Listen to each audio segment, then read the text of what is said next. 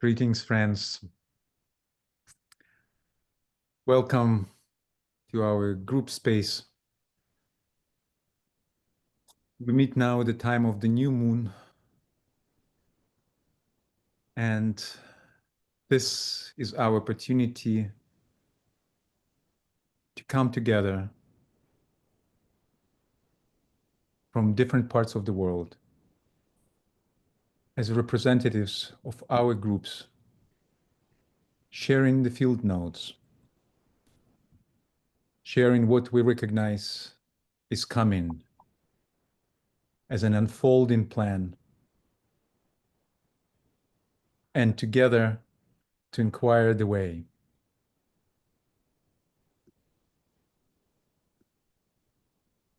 Before we start, I want to invite your attention that we have a function of translation captions, so you can select your language. For many of us, English is not a native language, and yet we choose it as the way for all of us to understand each other. But luckily we have this function now, and we can follow the captions in our own language. And when we want to share, we can also share in our own language, and then everyone will read the translation in their language.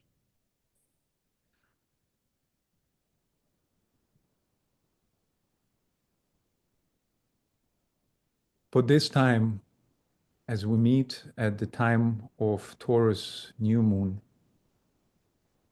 we invited us to reflect and share our recognitions, the main recognitions that came to us since the last new moon, and especially since the last full moon. And so this meeting is our open space where we share, listen to each other, and listen to what is unfolding through the space of the World Service Group. And as always, we start our work together by group alignment.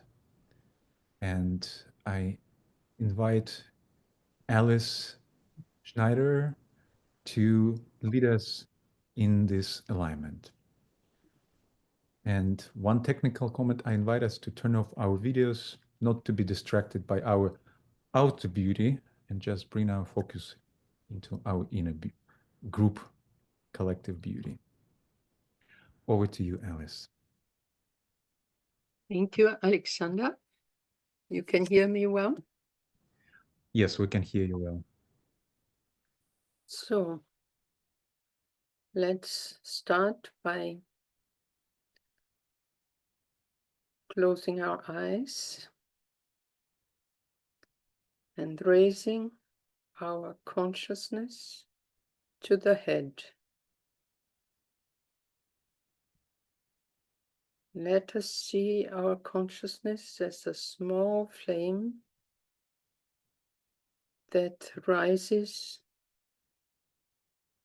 through the etheric, astral, and mental planes until it joins the soul.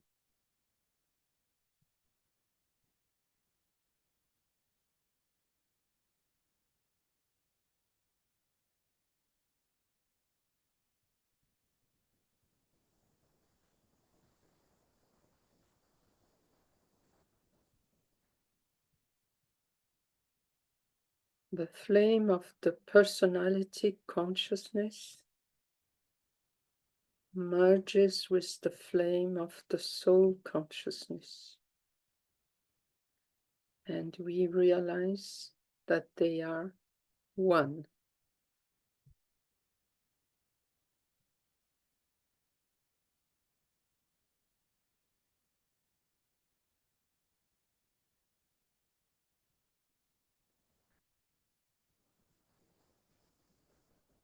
And together we turn our attention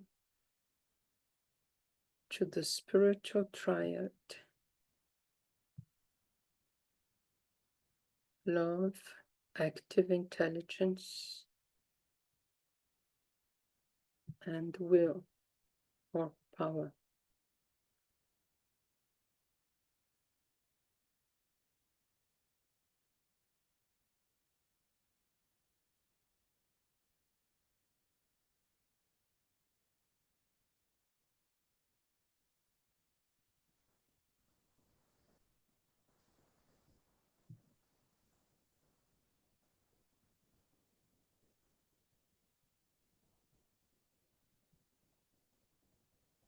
We integrate into the group of world service and visualize all the members of the global group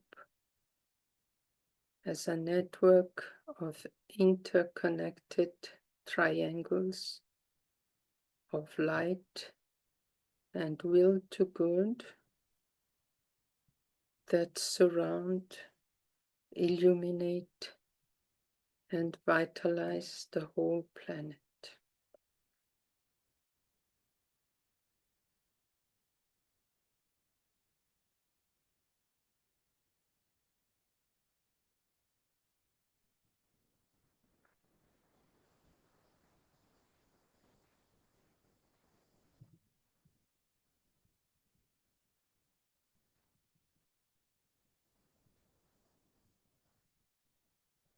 We say the mantra of the new group of world service.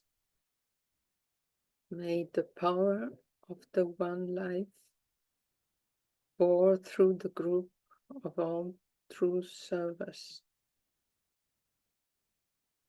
May the love of the one soul characterize the lives of all who seek to aid the great ones. May we fulfill our part in the one work through self-forgetfulness, harmlessness, and right speech.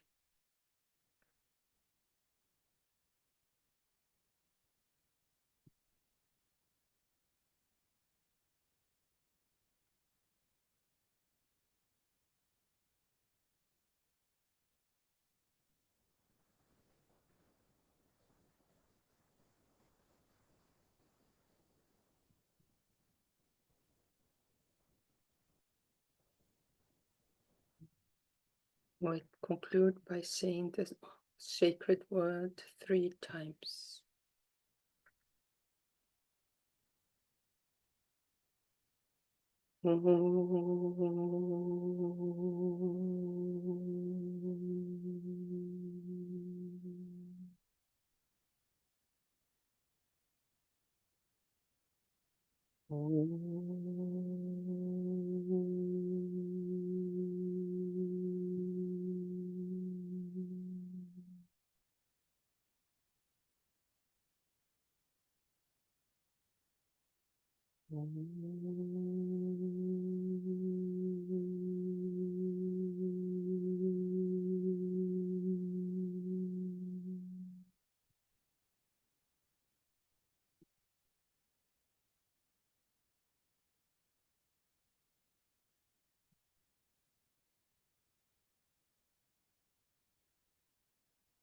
We can now start our exchanges.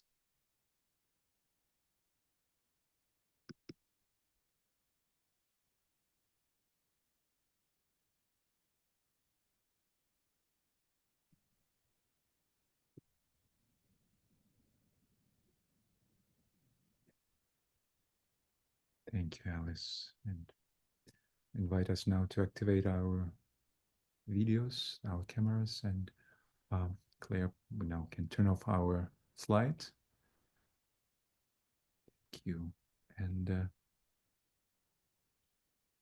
let us, even though we see ourselves in squares, let us imagine ourselves being in a circle and share our recognitions of the last month. What is coming? When you're ready, please unmute yourself. And let us allow some time after each sharing that we could hold in the group space would be offered.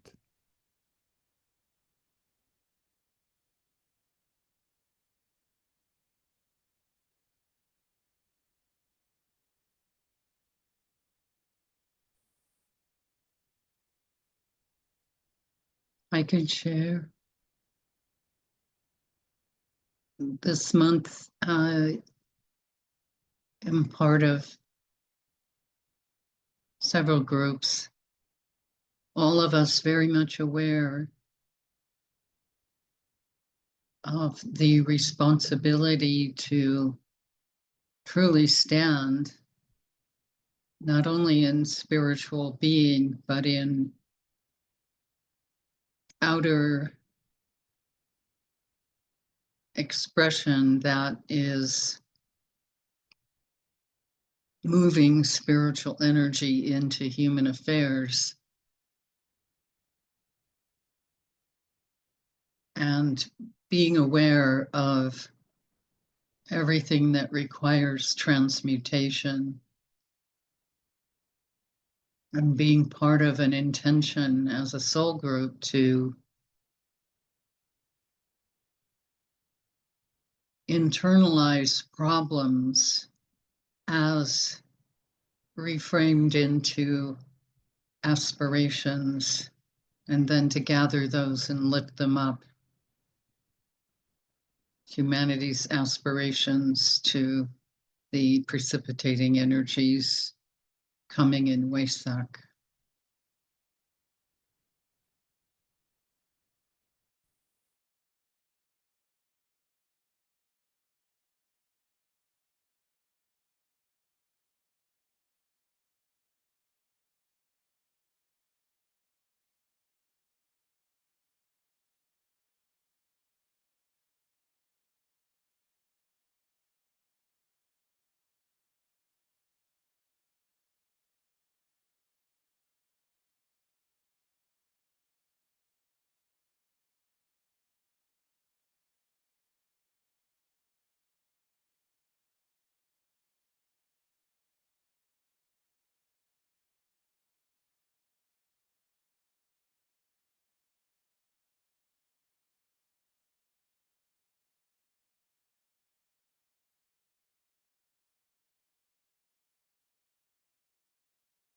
By me. So this entire past month, I was very often reminded of endings and beginnings and the cycles that flow from one into another. And also of this, let's say, gap between ending and beginning, this uncomfortable place where we find ourselves between the gates, uncomfortable and yet so magic, actually, so pregnant with possibilities and insights and understandings and recognitions. That's where I feel we are now.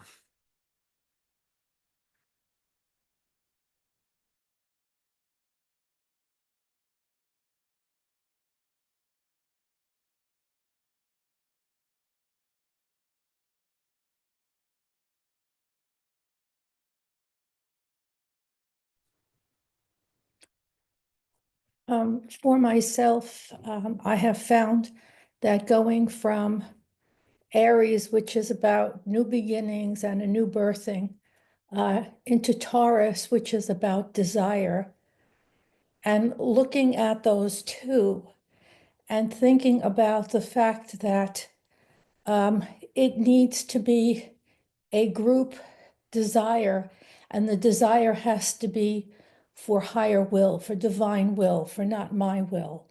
When we look at what is happening in the world today, we see all of these wills, if you will, all of these desires pitted against each other, and it needs to be lifted up it needs to. We need to lift our own up and support that rising. So there is a first ray shambolic force, the force of will that we really need to be comfortable with to the extent that we can align with it and allow it to work through us to support what is going on.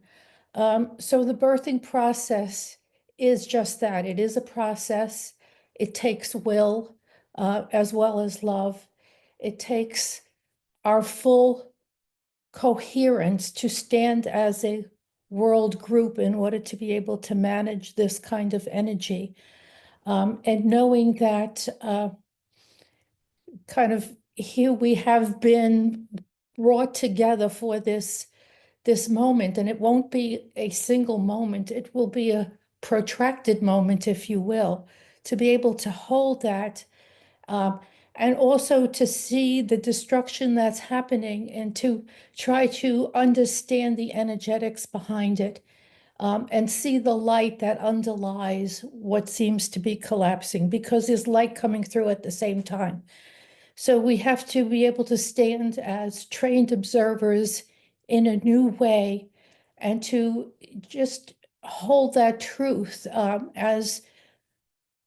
as we work at our top capacity. For all these many years, we have all been students, and I will put that in quotes. And now it's our turn to really utilize all the skills that we have gained as a collective to move forward. So those are the things that I've been thinking about as we shift into this unknown space. We have been made ready, and we have to trust in that readiness and to really work at our highest possible point at all time from this point forward. Thank you.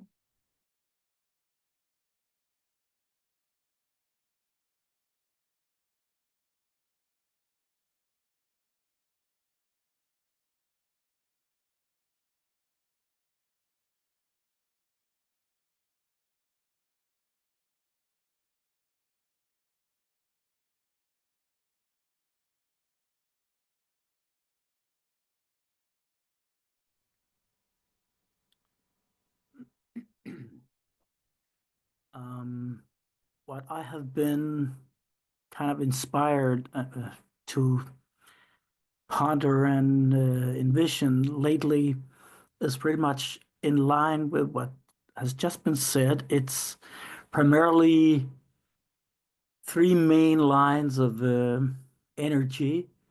It's the first ray shambolic evolutionary pressure on humanity to it's a kind of urge to make us take our next steps. Along with that, some inner sense of an openness to a broader vision of you might say, the next many steps, a kind of utopian, futuristic vision for just a century ahead, yet a realistic discernment into what's the next step. So that's the two ends of you might say the Neptunian envisioning combined with Saturnian. How do we implement these things? Supported by hierarchy somehow. This finally hovering in a way or kind of penetrating into this global fear-based aggression astral field of many conflicts popping up and increasing it even. And the energies seem to try to whisper to us that we must balance these things with a kind of pragmatic idealism. We need to find solutions that balance and see compromises, common ground, and that we, every one of us, has to take that responsibility upon us to contribute where we are. Thank you.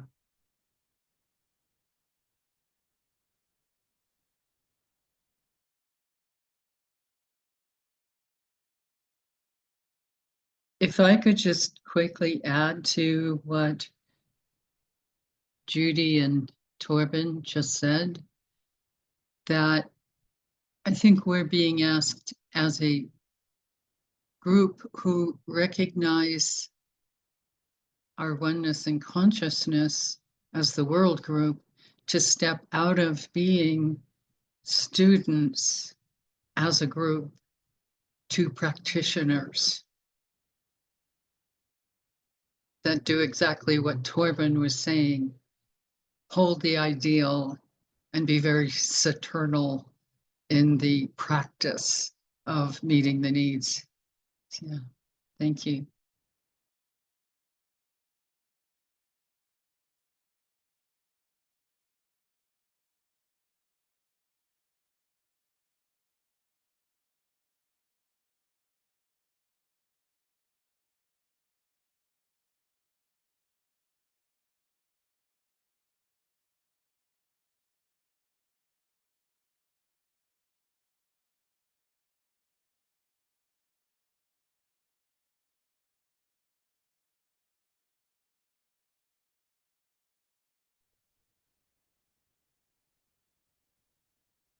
Just to do that, we need to be a group disciple. And in order to be a group disciple and work from a level of group consciousness, it's good to see the structure of the group, the etheric structure, and align with the group through that. I think Aries, we were several of us were in Darjeeling, for the Aries full moon. And the pure impulse of energy, of full power comes. And it's like a lightning bulb. It shows everything. And the flow of energy is clear. And then comes Taurus, and that gives the rhythm to use that impulse, or to recognize the possibility to use this impulse. How do we use it? So us switching to we mode, I think it is essential over the course of this year to see how we really can relate to that, how we bring our individual lines and bring it to the group centers and align through them and act as one. So deep silence that allows us to hear, and there's Neptune and Saturn truly coming in, allowing to finalize and to start. The keynote for me, for how it comes through me, is how do we bring in the new and really use the new instead of perpetuating the known cycle? Like, how do we raise this cycle by at least this much to go on upon a spiral? So that's the goal. Thank you.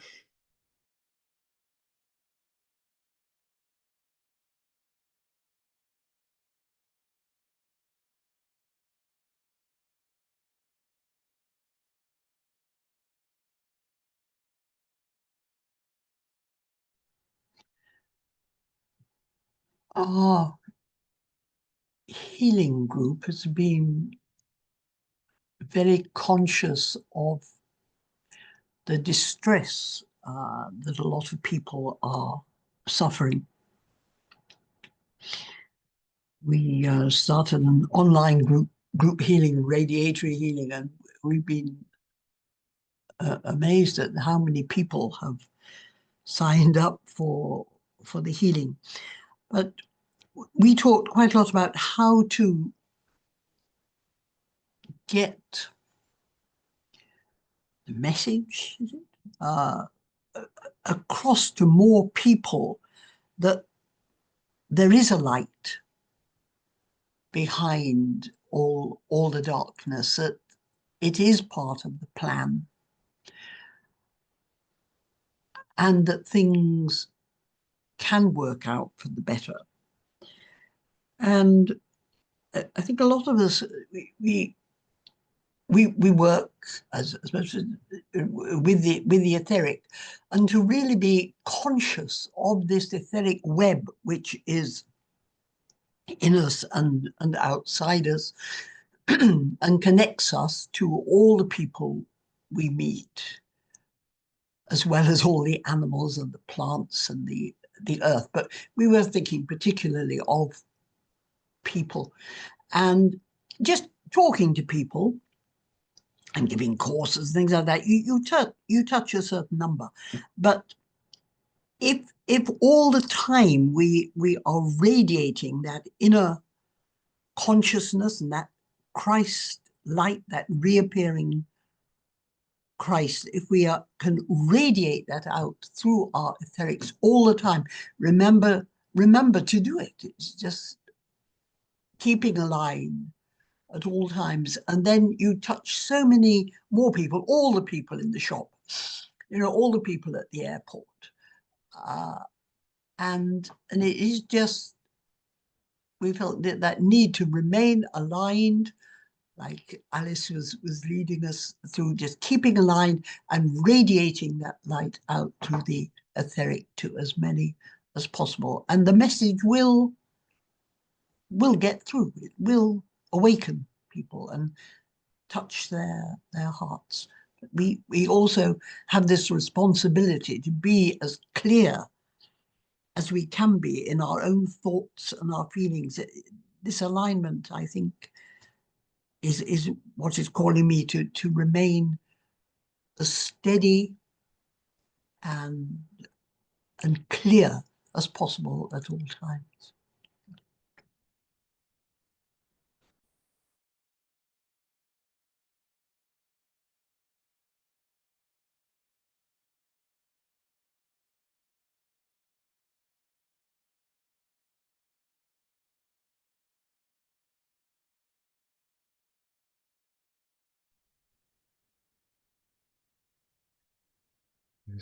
Similar recognition came to me in working in one of the groups, the Creative Lab for Awakening the Souls of the Nations, that they're quite parallel between the laws and rules of esoteric healing to the need of work that is now in terms of nations and humanity in general. And exactly as you, Helen, saying this, principles of radiatory healing is that seems that what is expected from us now, as we hold the alignment, we hold the focus receiving energy, incoming energies. The work that we do, it's the radiatory work. It's the not so much directing, because we know in the esoteric healing there are two main modes of healing: when we direct energy and where we radiate energy. So what is expected from us now, it's radiatory work for humanity. And one more impression I want to share is the recognition of the aspect of the will energy that is coming now. It's the quality of determination. It was somewhat surprising for me to recognize that the energy of will and power is not coming as a kind of as a thunderstorm, as a thunder. It comes very quietly, and that quietude transpires as determination. Determination to stand where we are and do what we know needs to be done.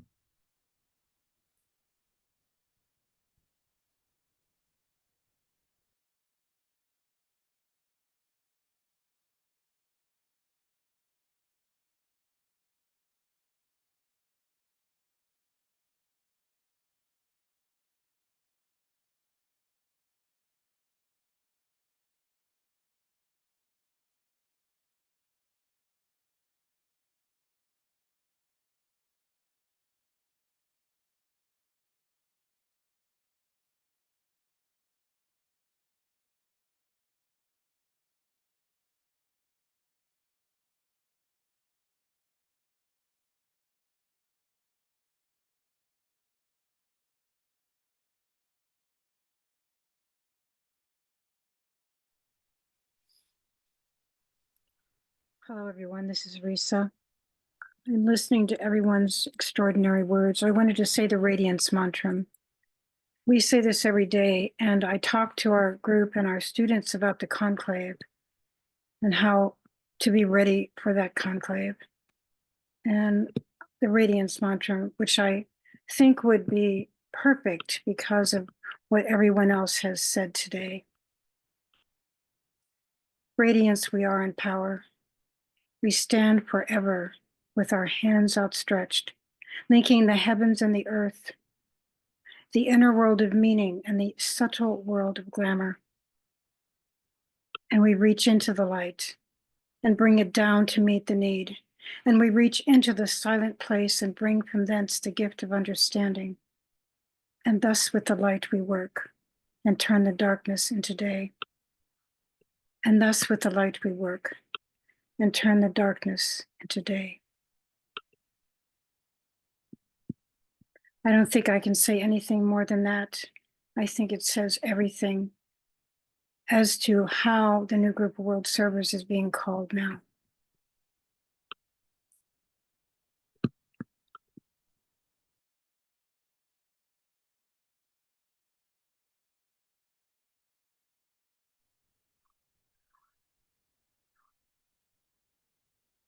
Yeah, I would like to add an experience that we are experimenting with, and it is a sense that it is now possible, more possible, to have a full continuity between will and love and light. We're experiencing it as the possibility to hold this vertical alignment. It's especially while pronouncing the invocation to the Lords of Liberation, but also without it, just this recognition of how the energy moves from Shambhala to hierarchy, focused in the Christ, and then the Christ is doing this, in our experience, this this combination between will and love, holding his sword. And then we as humanity, our part is to stand in our own light, in our soul light, and radiate it, as others said before. When we do that, when we consciously employ our light, then a whole circuit is being made possible for the saving force to flow through from the highest point, through all these planetary centers into the reality on the ground. And when we hold this vertical alignment, then in our experience, when we do, especially the Middle East vigil, where we hold this, this pillar of light, then the experience is that now in the last, I don't know, 2 months or so, something is being possible, some flow through has become possible that feels like the saving force, that does touch now into the outer condition. For a long time, we felt, okay, we are working with light, but we cannot get it through into the ground. And now, in the last while, we sense a shift that, yes, it is flowing through into the outer condition. Thank you.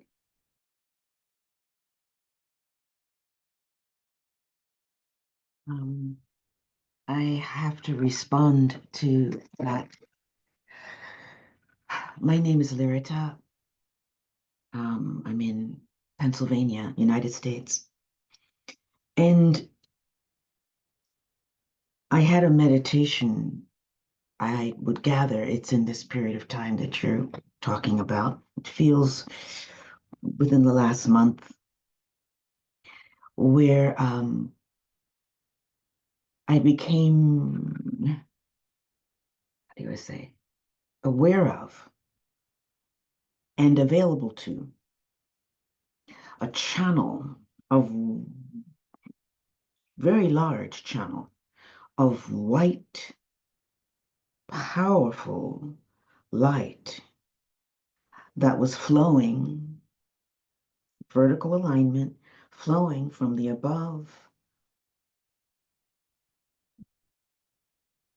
to within the planet. Okay. And it was magnetic, second ray, direct and powerful, first ray, and there was very obvious to me that this was a new energy that was available for us and the planet, humanity. And I too, I think in conversation with Deborah, realized, I didn't really realize until we spoke, that this was the saving force. There was absolutely no question in my mind. This is a new energy that's available to us. And all we need to do is open up to it. And I really feel that many of us, all of us probably already are in our own ways.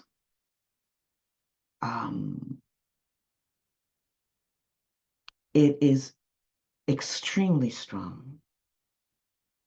But we have our instrument can handle it.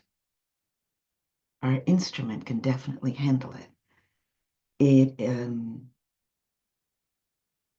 There's an enrichment energy within it, a healing energy within it, restorative, and there are other energies absolutely within it. So I just wanted to concur, Uta, with what it is you're saying, because I too have felt it, experienced it, and it's a beautiful thing that is available and becoming stronger within our environment. The other aspects that have occurred to me this month is a deepening awareness of ways to embody, to make sure the aspect of embodiment is comprehensive, and to examine those areas where it's not, and shore them up. Definitely the word coherence, working within the heart more, going into the heart center and sitting there, dwelling within. And the other is there was a sense more recently, within the last 2.5 weeks, that something big and unexpected is about to happen. Something it was just a sense, very strong sense.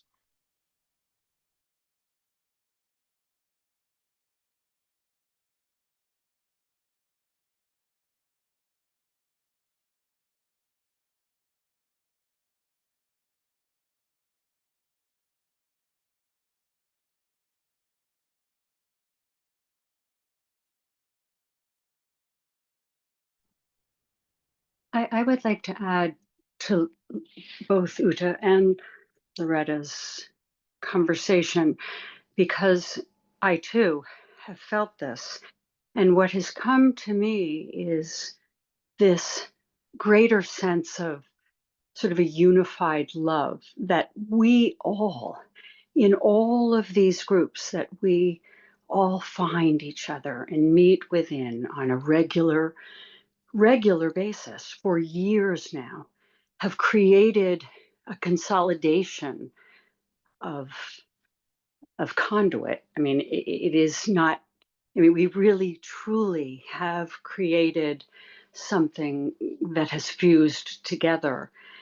We speak often of just all of the aspects that we bring to that wholeness of our entire group. But I think truly we now have created a fusion where we truly are whole.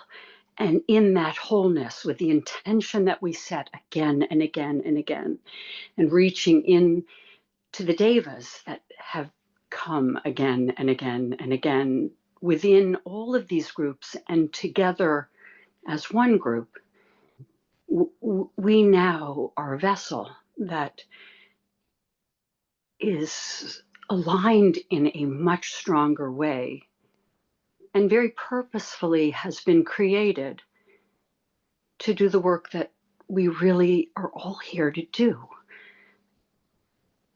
And so it really is this opportunity to hold strong. And I think, as Uta said, we are here on the ground, and it's really important to recognize that our feet are on the ground, because we have to be that anchor on the physical plane in order to do this, and in order for that saving force to come through and do the work that it's intended to do through us. It just becomes, we are the ones that we've been waiting for, and we are the ones that they've been waiting for, and that we, as the wholeness of all, have been waiting for. It is that time, and we are all in this together.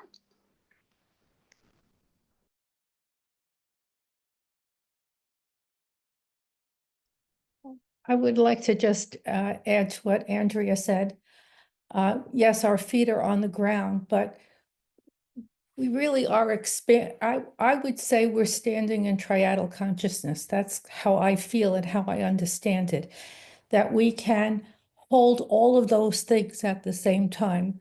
We're no longer striving to be just soul, and I don't mean just soul, but stand in that plane, but rather to be able to expand from Atma, Buddhi, Manas, and be able to be it, and so it can come through us. And when I think of the triadal vehicle, if you will, it is the vehicle of Sanat Kumara. It is his personality, just like our three-stage personality is what soul uses. That is what he uses. And to me, we have fused together and are able to both anchor it to the ground, but also to stretch up to meet it. So I really see us standing in a triadal consciousness vehicle, if you will, a joint vehicle, where we bring it down to meet the need, but at the same time, we stand there to meet it, to bring it down to meet the need, to bring it through us, to bring it, down into the matters. And even the radiating, we no longer, or I no longer radiate, but I would say we, to just a specific area, we radiate into fields. So the radiation now is lighting the mental plane, lighting the astral plane, lighting the physical plane. So we're lighting planes, we're stretching it so that it can accept what it is that we're bringing through at the same time. It is a new chemistry, if you will, almost, or a new scientific way of working. I think it's in some ways things that we've read, but it's all of a sudden there's meaning behind the words that wasn't there quite before. I think we can all agree to that. Even reading white magic, bringing it through and not worrying too much about what it's going to look like once it precipitates down, not getting caught in the flow as it goes. All of a sudden, they're not words on the page, they're living expressions of what it is that we have been toying with, if you will, or trying to understand, trying to make sense of, and all of a sudden, it is using us and we are using it. It's this synthetic approach to being one with it all. Thank you.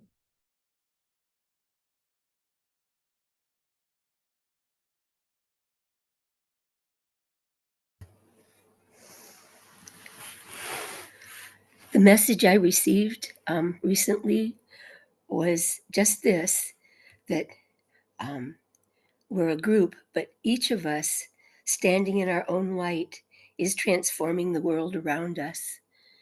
Very simple, but very strong for me. And I think that I feel that sense of determination flowing that Alexander talked about, and also a sense of cleaning house to be ready for the action that needs to be done. And going from, as many people have suggested, going from sort of student and to actual server as a group, truly being servers finally, rather than attempting to understand it all, actually living it. Thank you.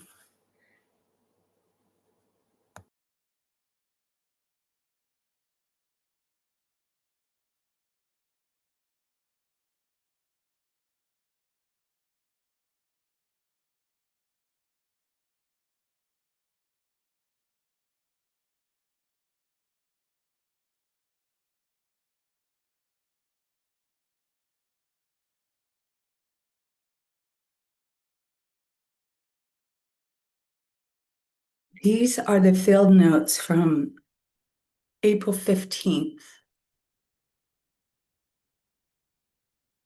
from a particular meditation worked with through the Heal Group about the last 4 years, and this was the impression received. A synthesis of the three: fire, subtle, manifest. Through the past, present, future is now grounded as one new earth. Diamond resurrected truth initiates the return. The channel from Shambhala, hierarchy, humanity is without shadow, obstruction, or hindrance. Those who can will. Those who can't will aspire higher, becoming the angel of the presence, absorbing its dweller. Humanity treads the way of fire. We are the rapture of return.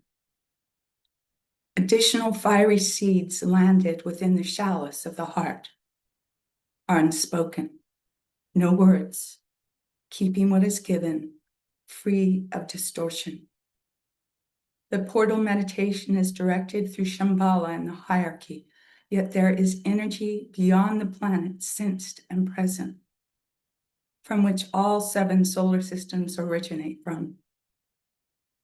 The portal meditation opens the way to the heart of cosmos itself, ? Exclamation. The beauty is sounded through the voice's silence.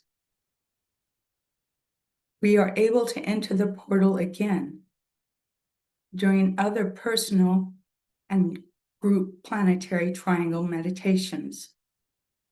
This is the first time entering the portal through another service activity. Clarity on that last statement is then what was experienced through the Hill group, then transpired into other groups as we were serving.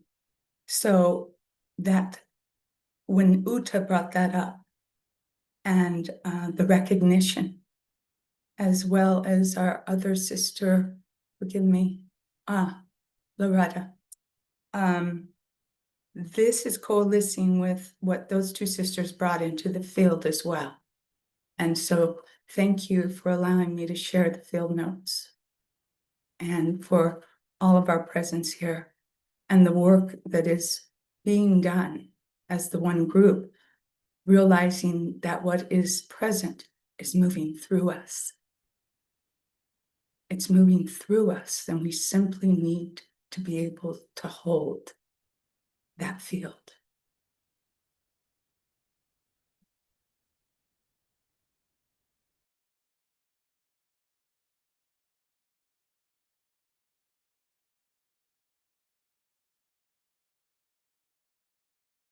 To me, it seems that each time when we hold that field, when we hold this continuity of alignment, it is like what we call lately a Christ Avenue.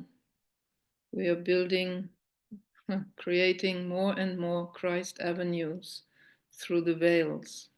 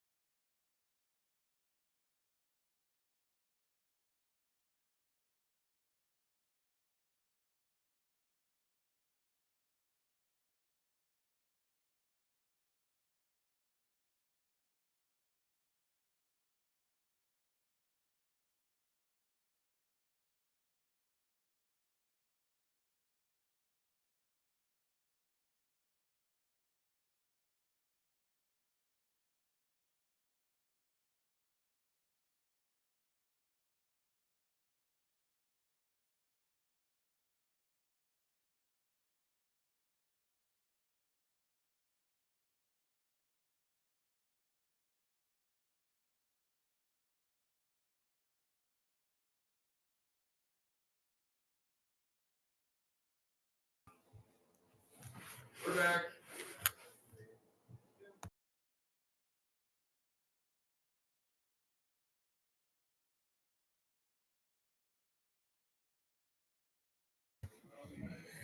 I read somewhere recently that in some of the old texts, humanity is described as singing fire. A beautiful image.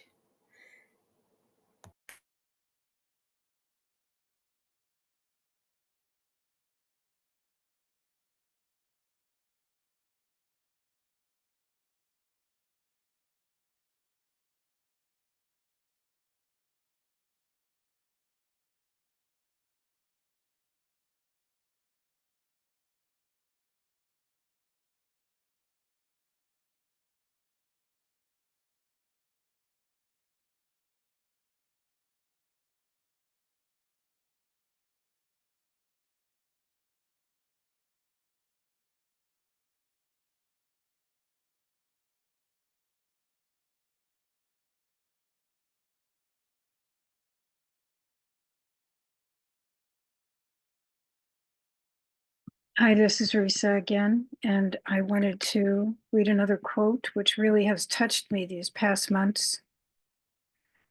In conclave wise, they make their plans with judgment after due discussion. It seems like that's what we're doing now too. And they appropriate and they apportion the tasks then to those who offer themselves to service, as we're doing, and those who have some measure of soul contact. And the hierarchy seeks to transmit as much of the plans as possible to us. And so they impressed a plan. And they impressed some suggestions upon the disciples as to the scope needed. And then here, there, some man, some woman, some groups upon the physical plane take up the task. And it seems like that is all that we have been doing each day, each week, each month in our meditations, to be of use to the hierarchy, and especially as the conclave begins. And so we stand together serving the hierarchy and the conclave as needed.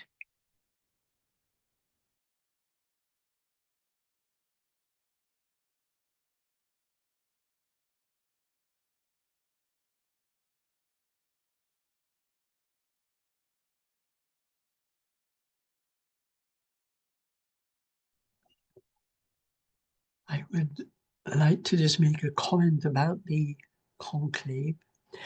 I noticed Lirata, she said she felt something totally unexpected was going to happen. And Judy was speaking about white magic and it acquiring a new meaning. And I think all of us have experienced this recently, reading the books suddenly, that they are coming to life in a different way. But I was listening on the radio and they were talking about the death of the Pope and how they will be having a conclave very soon to find a new one. And the announcer was asking all sorts of questions about this conclave. And he said, one thing is certain, conclaves always bring surprises. And it just resonated with me. Conclaves always bring surprises. And we should be ready for a surprise.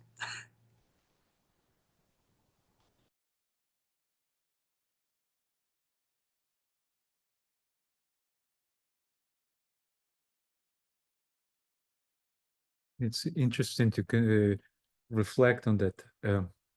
One of the biggest outcomes of the last Centennial Conclave, 1925, was the creation of the new group of world servers. And 100 years later, now we as representatives of the world group, we aspire to consciously stand on the periphery of the hierarchy, being receptive, and just by that fact, becoming an actor. We don't know yet what that means and how it will unfold, but it's something very new that never happened before.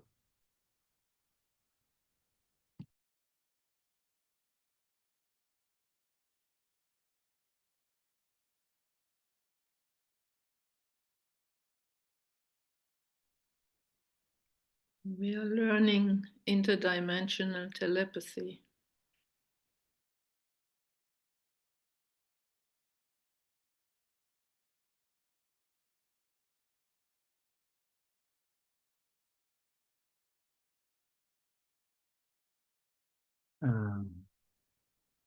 What has kind of been striking me lately also is that it seems more and more obvious that we take active steps to help establish all sorts of teaching centers, which are ashramic outlets, esoteric schools, and that we actively and responsibly contribute to the restoration of the mystery schools and the mystery teachings of the lesser and greater mysteries here on earth. So that's at least what I see also goes on in some locations, and which every one of us might take to heart and mind, and see what we can even take further steps towards. Thank you.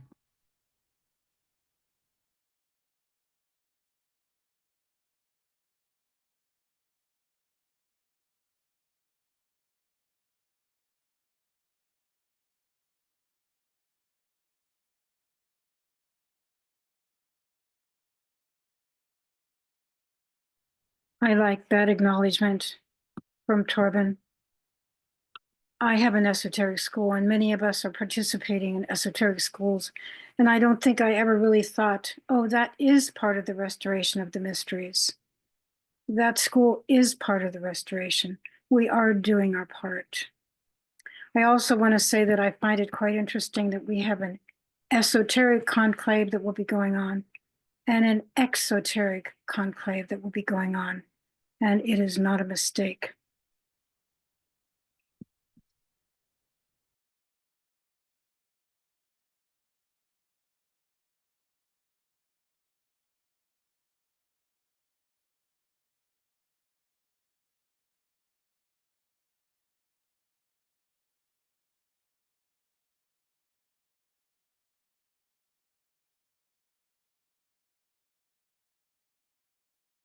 Teresa, can you share the source of the last quote you read just before the last time? Actually, I was looking for it before I started to talk because I knew that I would need the source of that quote. Let me keep looking and I'll tell you. Thank you. Yes, thank you on the conclave. So beautiful and would be so valuable to have distributed amongst us.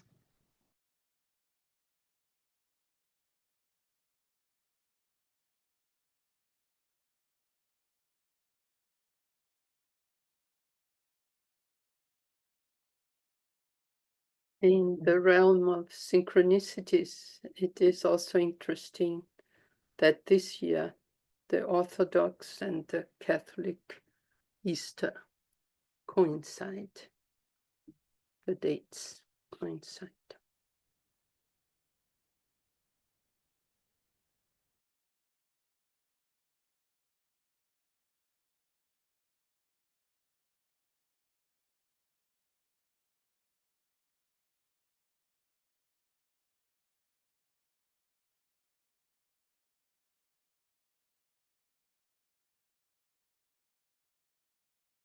And rather than in Aries, Easter happened in Taurus.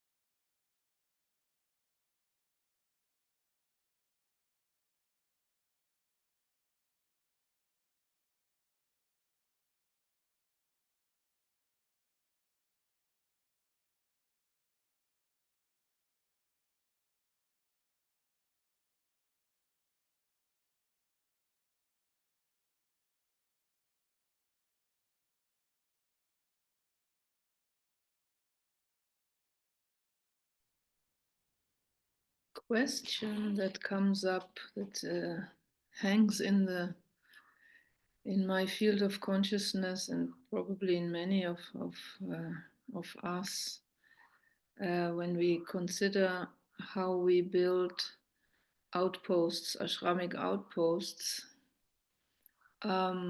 wondering what is the continuity of this, being realizing that we all are towards the end of this incarnation, and not many young people come to continue our line of service. And I'm wondering how this is, what are we building etherically, subjectively, that may be picked up by others in completely different ways than what we think how the restoration of the mysteries should be with all the blue books in the shelves or something. You know, maybe it will be very, very different. And I'm aware of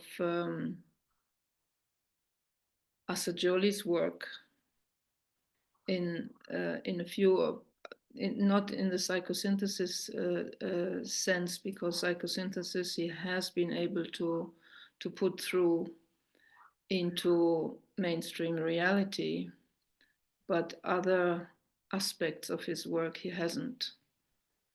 And some of us are picking this up and doing something with it that may be different than what Assagioli would have done. So I take example of it, and maybe solace of it, that others will come and do something with our subjective legacy, also with that which we may not be able to bring through into outer expression.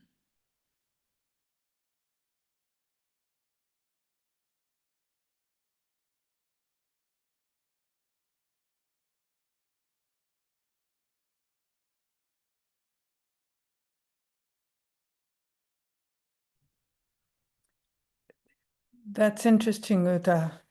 I think there's a feeling that we're going to be doing something quite different. Absolutely. The world is quite different. But this has all been a phenomenal basis and ground upon which to stand. And there are so many hearts that are full of nobility and love and harmlessness and strength. And as you said, with our light, we stand with our light and radiate. And I think, oh, sorry, I think that it's all going to be well. I mean, new things are happening. The strength is there, the knowledge is there, the love is there. And it will be a surprise. Who said a surprise? It will be a surprise as to what form it's going to take and how we're going to march forward. But march forward in love and strength we will. Thanks. Well, for me, I see spirituality expanding. I think science and spirituality are dovetailing more than ever.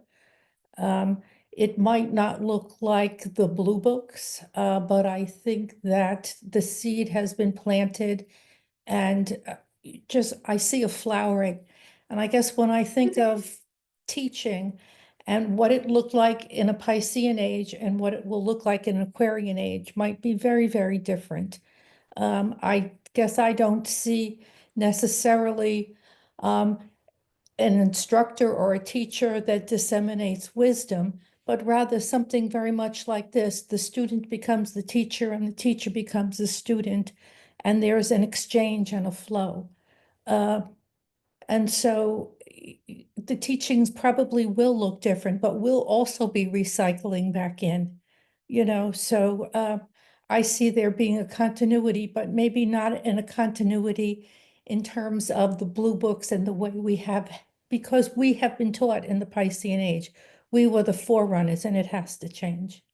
But I do see that there are more and more people that have a core of spirituality and they're leaving organized religions. So it's that new iteration that I think is going to move us forward.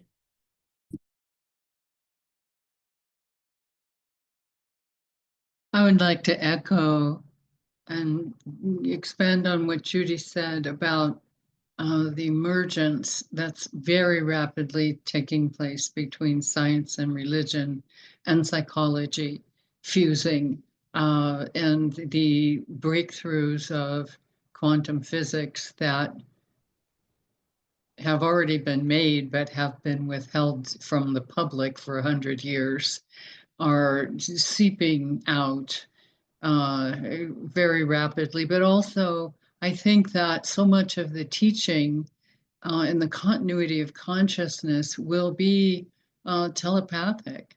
You know, I just marvel because I wake up in the morning with a theme in my meditation, and a day later I see somebody saying that on the news, you know.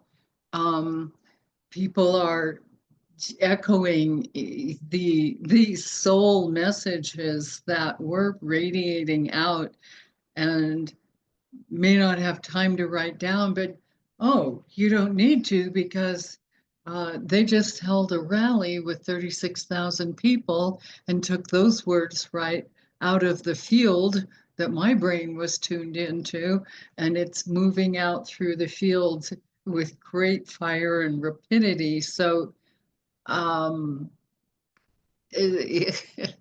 think the telepathic is going to be really the key, and as we do build that etheric a continuity of consciousness and constant energizing of it, and also through healing.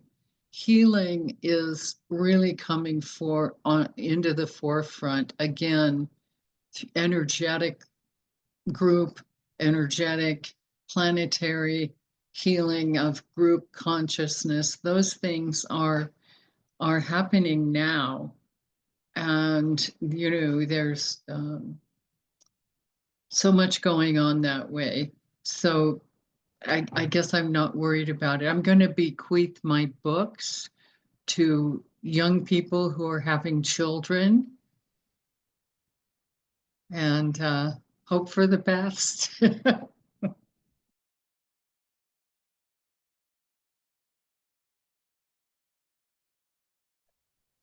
I'll just add to that seeping out. Lately, I've been holding the daily attestation through TPS, and I marvel at the fact of whatever statement it is, I see it playing out in the day. And for today, and I'm just thinking of our group in this discussion, it's I call to the central truth. And that's what it is.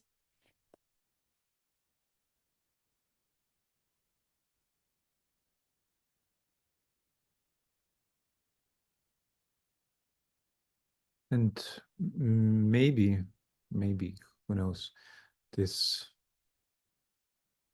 work that we do now,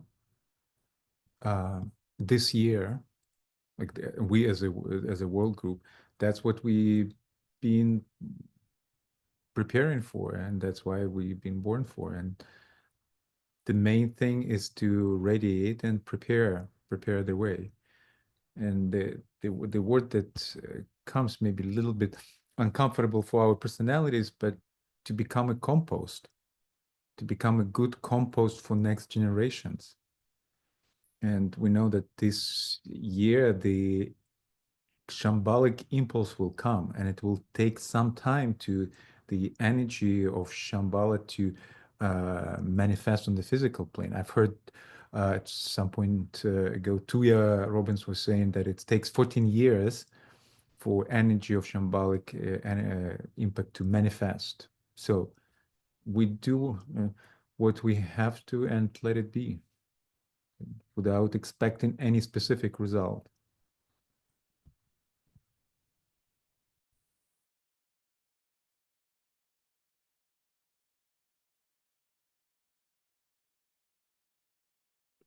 To reiterate what everyone says, I wanted to say another quote. Let the group serve, as Aquarius indicates. Let Mercury speed the group upon the upward way, and let Taurus bring illumination and the attainment of vision, and let the mark of the Savior, as the group toils in Pisces, be seen above the aura of the group. Rays and Initiations, page 227.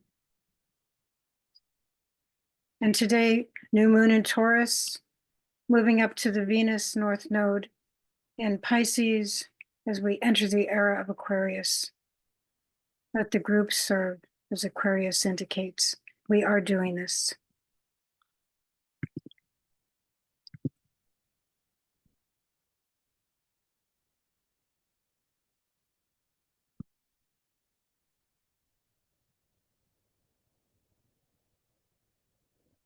I believe the exact time of the new moon is in 15 minutes.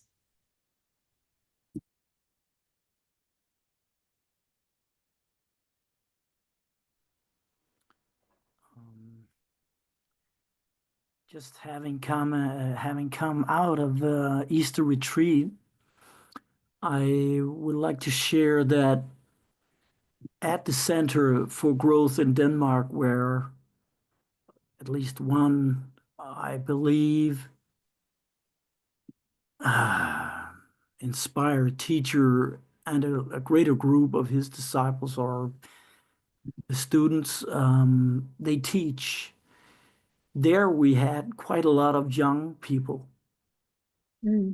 And central to their approach is teaching a very grounded kind of meditation and body work, and a very realistic approach to life and the problems of the world. So that's at least one place where I've seen they have struggled to kind of think in terms of how do we meet the youngsters of today, and how do we offer something which is kind of timeless and quite simple and yet very deep.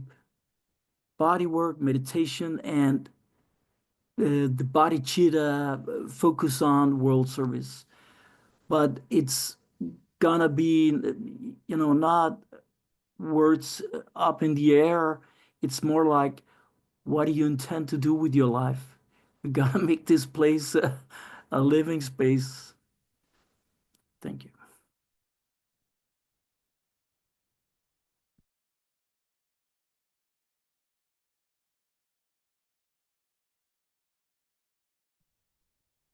I feel also very strongly that the young ones will be our teachers too, that we have much to learn from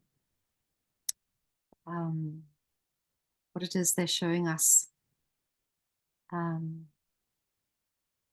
their great depth of care and attendance to all kingdoms. There's so much incredible breakthrough happening on the level of, mycelium networks and the voices of the plants and the animals. And this is, I feel, a really deep call to all of us. The word embodiment has come up several times in today's conversation, and I feel that our listening to those voices too is going to be an essential part of the healing and the transformation that is in process, and so much wanting to happen, and so much in evidence. Thank you.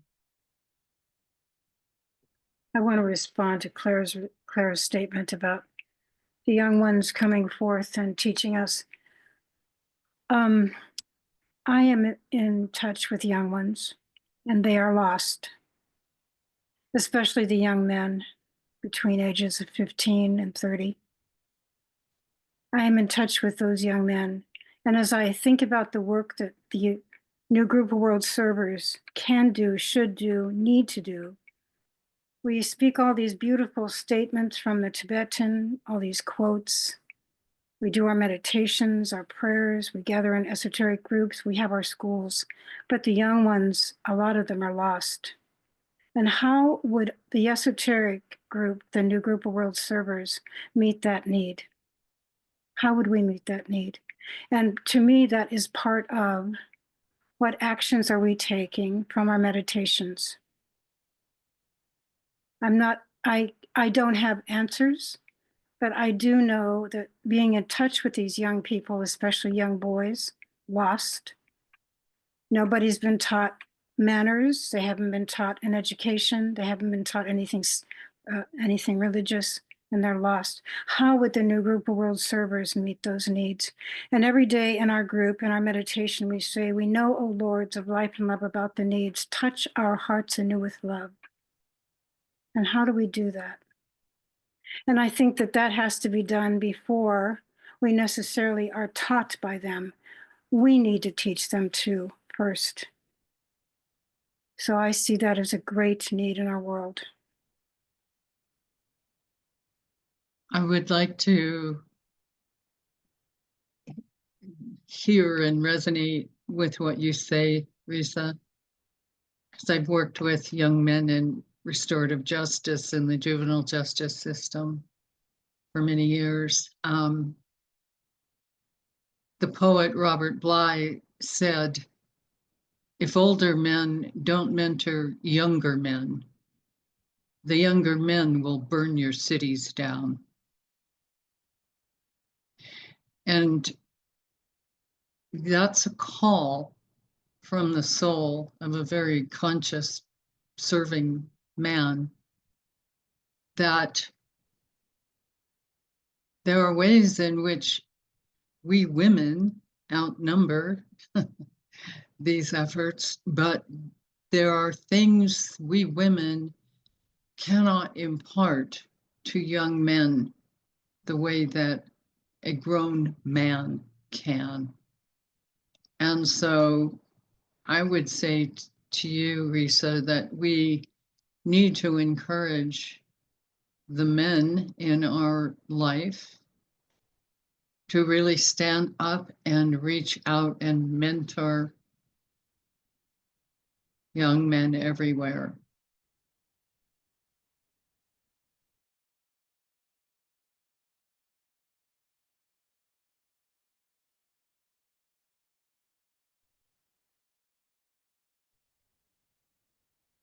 Yes, I agree very much with that statement because I, as a father of 3 kids, 2 boys who are grown young men now, but also as a field worker in the pedagogical field, um, see how the percentage of men is quite low in at least some of the areas in my part of the world, Denmark, and that we are truly needed in that field of teaching and raising kids and young ones and even the young adults as well.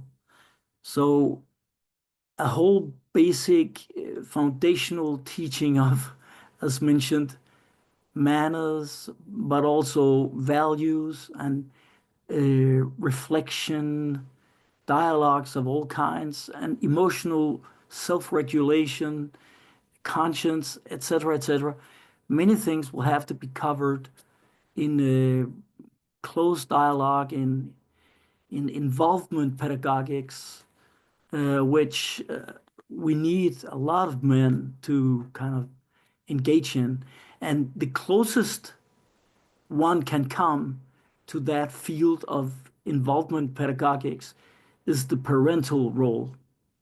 So we really have to think deep there and encourage our own family, our own kids, boys and girls, young men and women, to kind of be responsible towards that of being in dialogue, close dialogue, and engage in the environmental group development of schools and kindergartens, special institutions, etc., etc.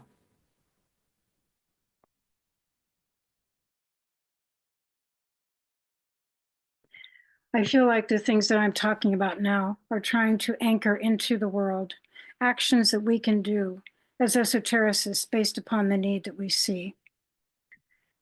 I was at Findhorn for many, many years in the 70s, and the Findhorn model really helped bring forth a new level of education, anchoring it into the world spiritually, pedagogically, and every other way.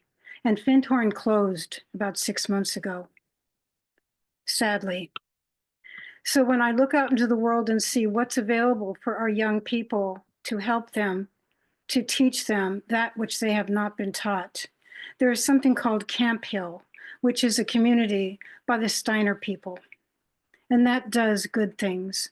And also the Erdkinder, which is the community that Montessori said to build for our teenagers.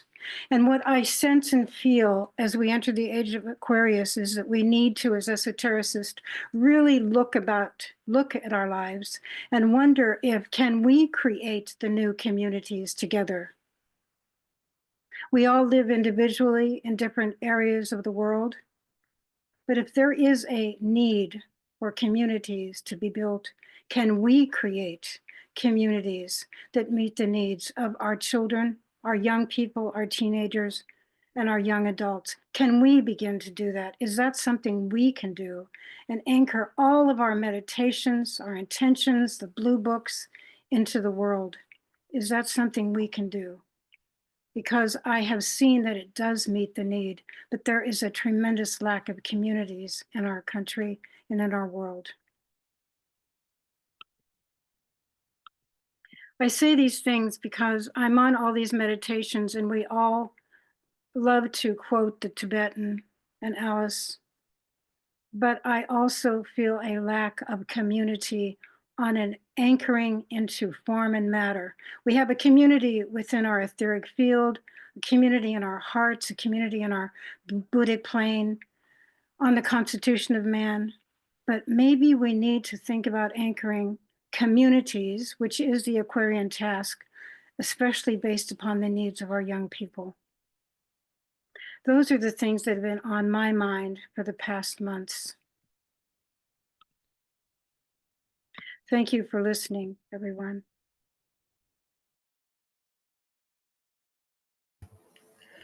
I just like to remind us all that emotional learning starts at a very young age.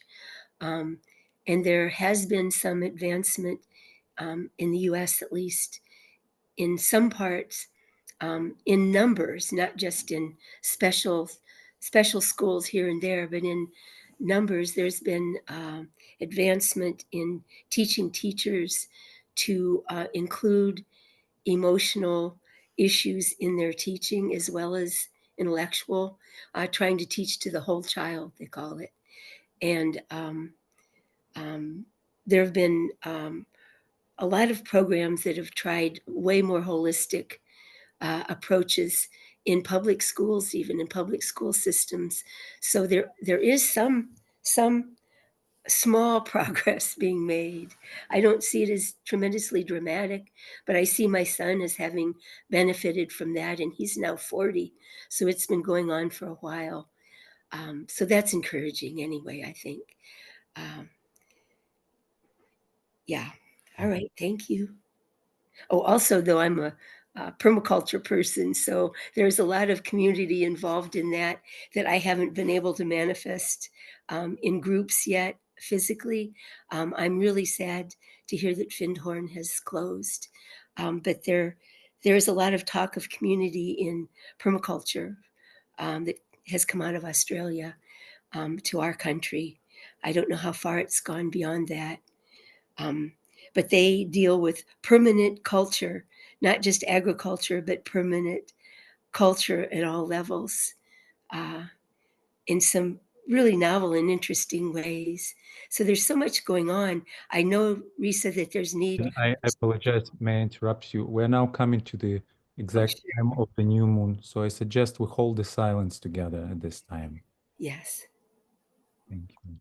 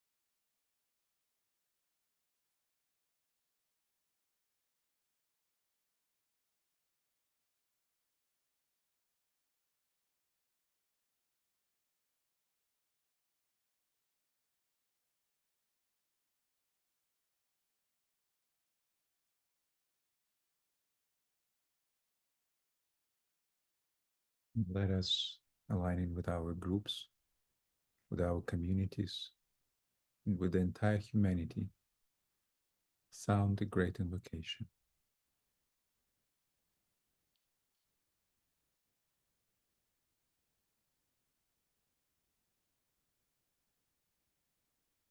From the point of light within the mind of God, let light stream forth into the minds of men.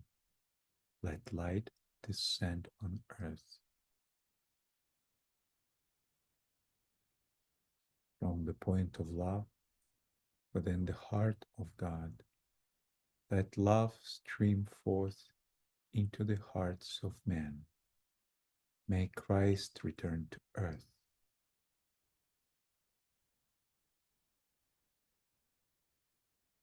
From the center where the will of God is known, let purpose guide the little wills of man, the purpose which the masters know and serve.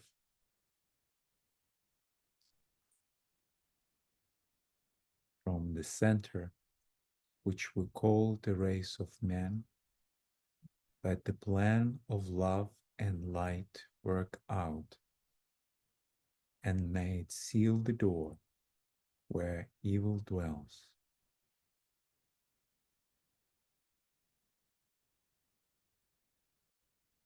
Let light and love and power restore the plan on earth.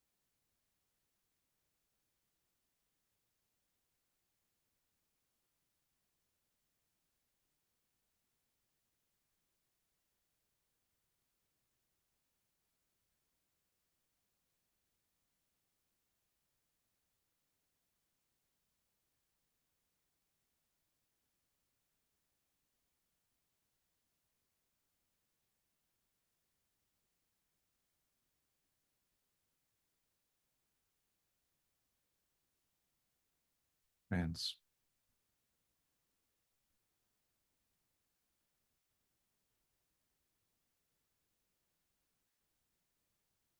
continue holding our group space, doing what we have to.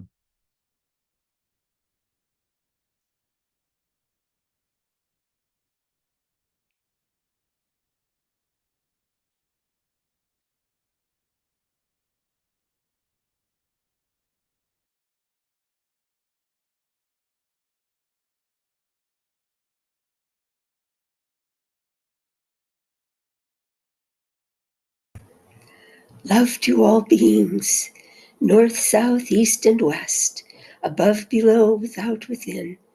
Love to all beings.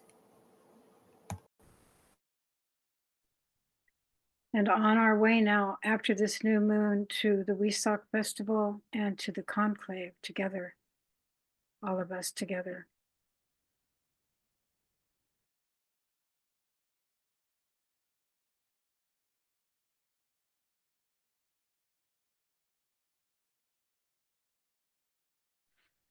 Let's keep the golden rule in mind. Treat others as you want to be treated.